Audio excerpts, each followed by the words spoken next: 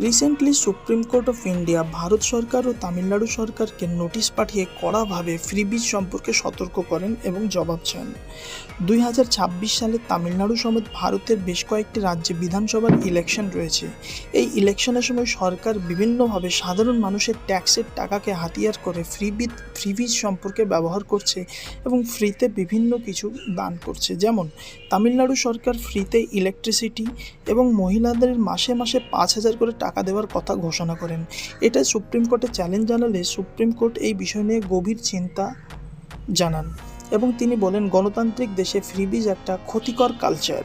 তিনি আরও জানান বিহারে ভোটের আগে 10,000 করে টাকা, পশ্চিমবঙ্গে লক্ষ্মী ভাণ্ডার হিসেবে 1500, এমপিতে লাডলি বাহিনা, মহারাষ্ট্রে লাডলা ভাইকো, দিল্লিতে 2500 করে টাকা। এই টাকাগুলো কোথা থেকে আসছে? এই টাকাগুলো সাধারণ মানুষের ট্যাক্সের টাকা। তাই এগুলোকে স্কুল, কলেজ, রোড, হসপিটাল এগুলোতে খরচ করতে হবে যাতে সাধারণ মানুষের জন্য এমপ্লয়মেন্ট তৈরি হয়। যারা সত্যিকারে গরিব তাদের জন্য সাময়িকভাবে কিছুটা টাকা দেওয়া যেতেই পারে, কিন্তু এটা গণতান্ত্রিক দেশের জন্য পার্মানেন্ট